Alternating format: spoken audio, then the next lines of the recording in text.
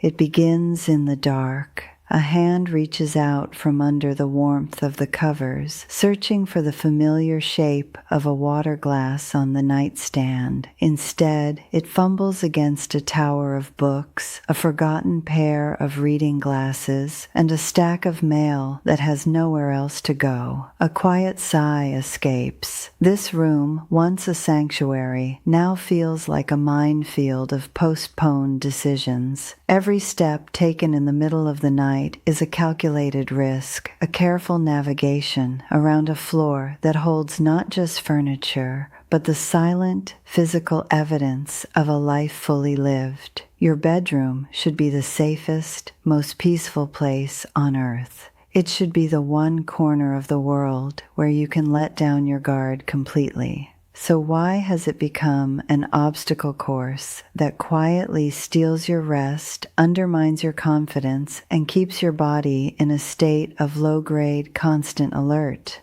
This isn't just about mess. It's about the space between objects, the space where peace is supposed to live. This nightly tension is more than just an inconvenience. It's a quiet erosion of your independence.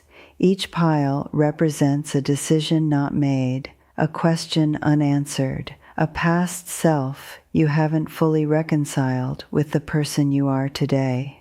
That chair, draped with clothes that are neither clean nor dirty, is a constant visual reminder of an unfinished chore, a small weight that adds to the feeling of being perpetually behind. This is the unspoken threat of clutter. It isn't just about the risk of a physical fall in the dark, though that fear is real and valid. It's about the slow, invisible slide into a future where the decisions you postpone today will be made for you by someone else tomorrow. But that future is not set. The feeling of being stuck is a symptom, not a sentence. Tonight, we are going to change that. We will reclaim this space not by just cleaning, but by making a series of clear, courageous choices. We will remove 11 specific clutter triggers to help you sleep better, regain control, and protect your independence, starting now. If this journey feels difficult, it's because the battle isn't with the objects themselves. It's with the ghosts they represent. Every item holds a story, an obligation, or a version of yourself that you once were. That dress in the back of the closet from a decade ago isn't just fabric. It's a silent monument to a younger, different you. The stack of books you intended to read isn't paper and ink. It's a quiet accusation of the person you haven't become. And the gifts, stored away out of a sense of duty, are not just things.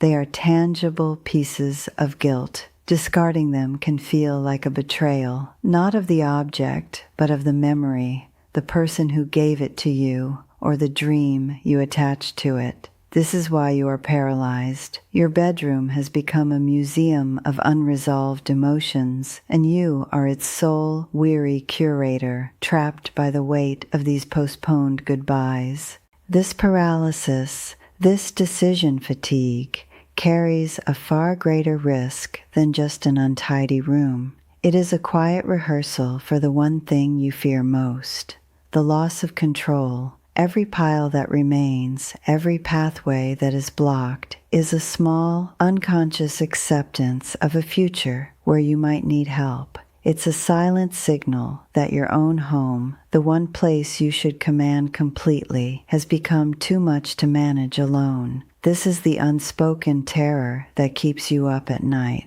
Not just the fear of a fall, but the fear of what comes after. The phone call to a child, the reluctant conversation about making things easier, the slow, heartbreaking transfer of decisions from your hands to theirs. Each object you refuse to decide on today is a decision that one day someone else may have to make for you. It's a small surrender of the independence you have fought your whole life to maintain. Let's be clear. This is not a sign of failure. It is a sign that your life has been rich, full, and complex. But your home, and especially your bedroom, should not be an archive of the past. It must be the headquarters for your future. The physical clutter you see is a direct reflection of the mental clutter you feel, the constant low-grade hum of unfinished business that fragments your thoughts and drains your energy. It prevents clarity. It robs you of peace. It makes the future feel like a continuation of yesterday's burdens. The act of decluttering, then, is not about creating a sterile, empty space. It is an act of profound mental and emotional liberation. It is about deciding with courage and conviction that the woman you are becoming is more important than the woman you were. It's about choosing a future defined by lightness, clarity, and the quiet dignity of being in control. The turning point is never a thunderclap. It's a quiet moment of searing clarity. Perhaps it happens tonight as you stare at the floor, seeing not just objects, but a map of potential dangers. A single thought cuts through the noise. If I were to fall right now, what would they find? What story would this room tell? The story of a woman overwhelmed, or the story of a life so full it simply spilled over? But a more urgent question follows, cold and clear. If I do not make these decisions, who will? Suddenly, the weight of the future shifts. The vague, distant fear of dependency becomes a concrete, immediate choice. Waiting is no longer a passive act. It is an active decision to let the future happen to you instead of steering it yourself. This is the moment the paralysis breaks, not with a grand declaration, but with a simple, powerful resolve. No more, not in my home, not on my watch. The decision is made. You will choose the woman you are becoming over the ghosts of who you have been. The first step isn't about moving a mountain, it's about picking up a single stone. This is not a task of cleaning, it is an act of liberation. And for that, you need a strategy, not just a bin bag. We will call it the Independence Audit. This is not a list of things to discard. It is a powerful 11-point framework for deciding what you will carry forward into the next chapter of your life. Each of the 11 items we will address is a clutter trigger, a specific category of object known to create mental friction and physical risk. We will audit each one using a simple but profound test. Does this object serve my future self, or is it holding me hostage in the past? This method transforms the overwhelming question of, what do I get rid of, into the far more empowering question of, what is essential for my freedom? It is a systematic process for reclaiming your space, your peace of mind, and your control. This audit is your tool to dismantle the museum of yesterday and begin architecting the sanctuary for tomorrow, ensuring that your home is a fortress for your independence, not a cage built of memories. Our independence audit begins with the first and most common trigger, the chair of guilt. Look at it now. It's not really a chair anymore, is it? It has become a holding pen for items in limbo. The sweater you might wear again, the pants that need mending, the blouse you tried on but didn't put away. Each item is a tiny, postponed decision. By itself, it's nothing, but together they create a constant visual hum of incompletion, a low-grade signal that you are behind. This is more than just untidy. It's a drain on your mental energy. Every time you glance at it, your brain registers a task left undone. The consequence of ignoring it is a slow erosion of your sense of capability and an increased, very real, physical hazard. The micro-victory tonight is simple but profound. Clear that chair completely. put everything away in the closet, in the laundry, or in the mending basket. Apply the future self-test. Will the me I want to be tomorrow thank me for leaving this here? The answer is always no. Reclaim that chair. Let it be a place to sit, to rest, to read, not a monument to your procrastination. This single act sends a powerful message to your subconscious. I am in control here. Next, we address the floor itself, specifically. Point 2. The underbed time capsule and the floor-level minefield. The space under your bed was never meant for long-term storage of unresolved items. It often becomes a dusty archive of things we are afraid to decide on. Old photo albums, forgotten projects, shoes we no longer wear. Out of sight is not out of mind. It's a hidden weight, a physical and emotional anchor to the past that literally grounds you while you sleep. Likewise, any object left on the floor, a stack of magazines, a stray shoe, a decorative basket, is a potential nighttime disaster. It transforms your path from the bed to the door into a high-stakes memory game played in the dark. Ask yourself this with brutal honesty. If I had to get up quickly in an emergency tonight, could I do so without hesitation or fear of falling? If the answer is no, then action is not optional, it is essential. The micro-victory here is about creating clear, wide pathways. Pull everything out from under the bed. Use the sunset rule. Decide on each item before today ends. Donate, discard, or properly store it elsewhere. Clearing your floor is not just housekeeping. It's a non-negotiable safety protocol for your independence. Now we move from the physical to the critical. Point 3. The disorganized medication station. This is not about tidiness. It is about survival. Your nightstand, a bathroom shelf, a kitchen counter, wherever your medications live, they must be organized with the precision of a pharmacist. A jumble of pill bottles, old prescriptions mixed with new ones, and vitamins scattered about is one of the single greatest threats to your autonomy. In a moment of confusion, pain, or low light, grabbing the wrong bottle or taking the wrong dose can be the trigger that starts the cascade of events you fear most. Let me ask you directly, can you, right now, put your hand on any medication you need in under 10 seconds in the dark? If there is any hesitation in your answer, this is your most urgent task. The solution is absolute clarity. Consolidate everything in one location.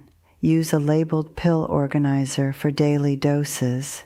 Discard expired medications safely. Create a simple, typed list of what you take, the dosage, and why, and tape it to the inside of the cabinet. This isn't just organizing. This is future-proofing your health and proving to yourself and everyone else that you are the vigilant, capable guardian of your own well-being. Finally, for this section, we tackle point 4, the paper dragons.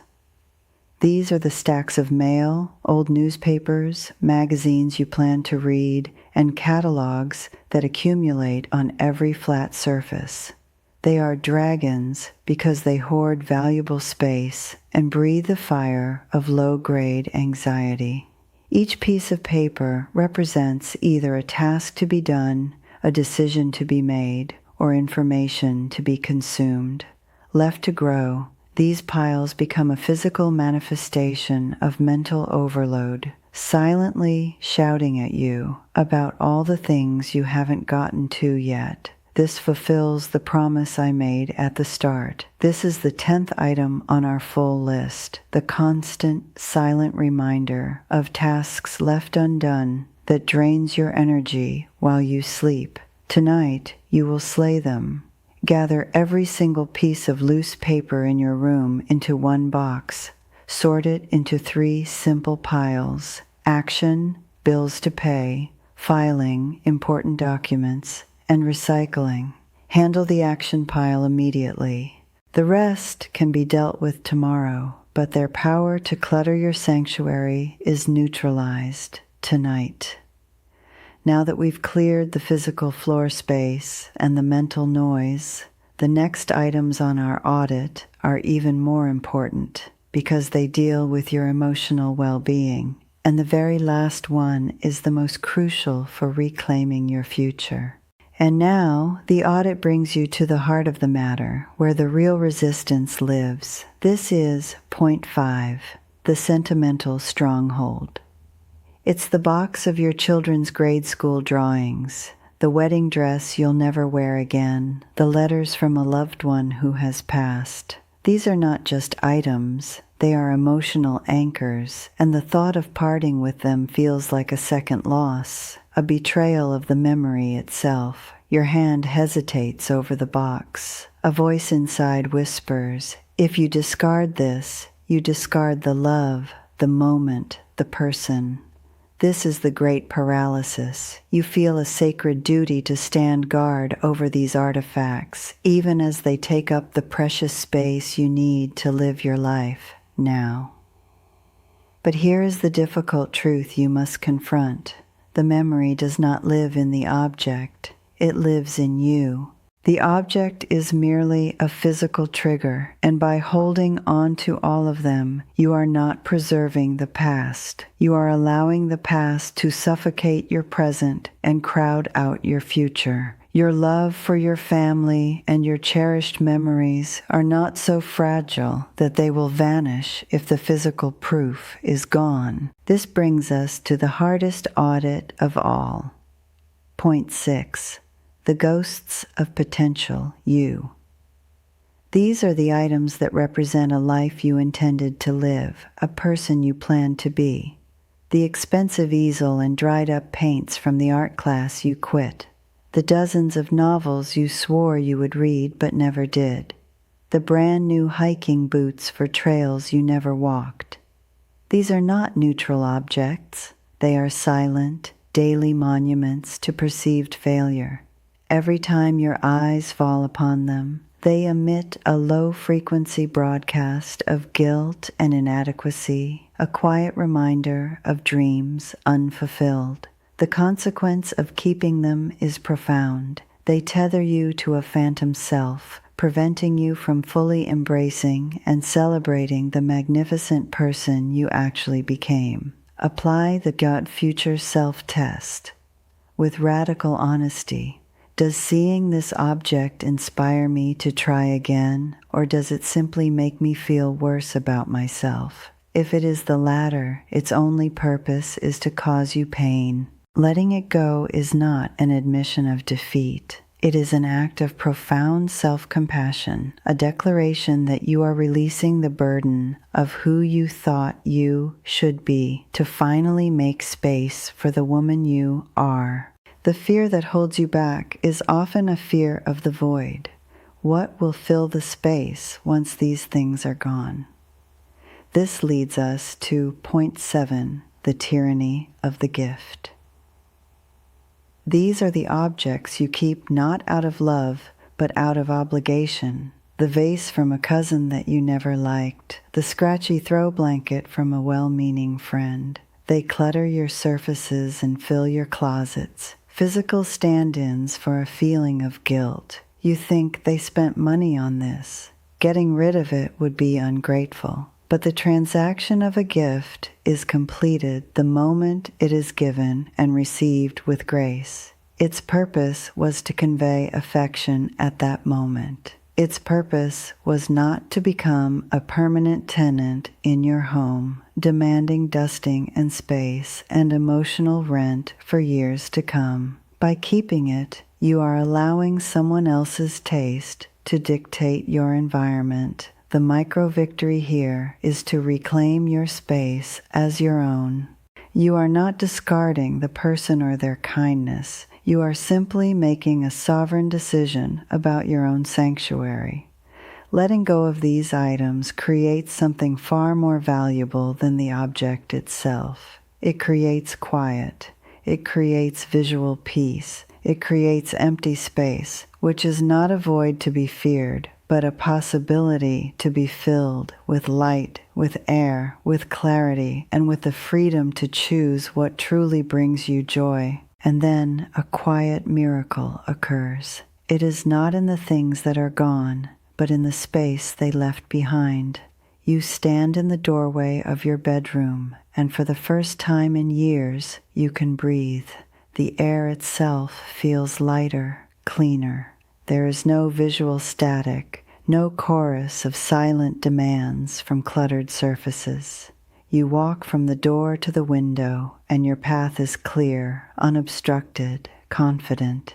Each step is a quiet affirmation of the choices you made. You have not erased your past or discarded your memories. You have simply decided that they will no longer hold your present hostage. The woman who stood here 24 hours ago was the weary guardian of 1,000 artifacts. The woman standing here now is someone different. She is the keeper of her own peace, the architect of her own serenity. She understands that the empty spaces are not a void, but a possibility. It is the space to think, to dream, to simply be, without the weight of yesterday pressing in. This transformation goes far beyond the four walls of your room. It is a fundamental shift in your identity. The hesitation that once clouded your decisions has been replaced by a quiet, steady resolve. You are no longer a person to whom things happen. You are a person who decides. This newfound clarity radiates outwards, changing how you see not just your home, but your future. Your house is no longer a container for a life that has been lived. It is the headquarters for the life you are actively creating day by day. This sense of order is a declaration of independence, a powerful, unspoken statement that you are fully capable, fully in command, and ready for whatever comes next. You have not just organized a room, you have prepared yourself for a new chapter, proving that autonomy is not something you hope to keep, but something you actively build and protect with every conscious choice you make. Your home is now a fortress for your freedom, and you are its vigilant, empowered commander. The new chapter does not begin with a momentous event, but with a quiet sunrise. You wake up, and for the first time in years, the first thing you feel is not anxiety, but peace. The light filters into a room that greets you with calm clarity, not with a chorus of obligations. You put your feet on the floor, and there is nothing there but the floor itself, waiting to support you. This is the first reward, the absence of noise. The visual silence allows a different kind of thought to emerge, one that isn't fragmented or reactive. You are not waking up to fight yesterday's battles. You are waking up to a clean slate. This is more than a clean room. It is a sanctuary you built yourself, a physical manifestation of your decision to choose serenity. Your home has finally remembered its primary purpose, to be a place of rest and restoration for the person who lives there.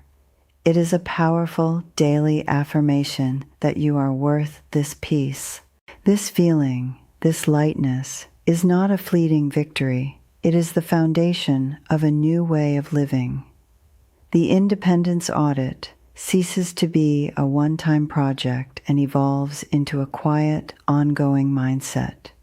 You begin to see your entire home through this new lens. Does this object serve the life I am living now? Does this commitment bring me energy or drain it? The confidence you forged in your bedroom begins to radiate outwards. Making small, decisive choices about your environment becomes a habit, reinforcing your sense of capability with every drawer you organize, every surface you clear. You find yourself applying this clarity to other areas of your life, your schedule, your relationships, your health. You are no longer just managing a household. You are curating a life. This is the true meaning of being in control. Not a rigid, fearful grip on things, but a fluid, confident navigation of your own world, built on a foundation of deliberate choice. The empty spaces you created are not a void, they are a landscape of possibility. Where a mountain of magazines once stood, there is now room for your granddaughter to sit and do a puzzle with you. The chair that was once a monument to guilt is now a cozy corner for reading, bathed in afternoon light. You start to see that for years you were not holding on to things, but pushing away opportunities. The fear that you would be left with nothing was an illusion. In reality, you have been given the greatest gift of all, the space to choose what comes next. Perhaps it's the space to finally take up that watercolor painting, to host a friend for tea without a week of frantic preparation, or simply the space to sit in silence and think a thought from beginning to end without interruption. Freedom isn't about having everything, it's about having room for what matters. Your home is now a silent, powerful declaration. To your children, it says, I am capable, I am in command, I am not a person you need to worry about. It is the most profound gift of reassurance you can offer them. To yourself, it is a fortress of dignity. You have looked the future squarely in the eye and prepared for it on your own terms. You have proven that your independence is not a fragile thing to be clung to, but a robust structure you actively maintain. Every organized medication, every clear pathway, every accessible item is a brick in that fortress. This sense of order is the bedrock of your autonomy. It ensures that if a moment of crisis does arrive, you are prepared, not panicked. You are the vigilant commander of your own well-being, and this home is your stronghold, a place from which you can face the coming years with confidence, not fear. And so, the story you tell yourself begins to change. The narrative of being overwhelmed, of being a curator of a life already lived, fades into the background.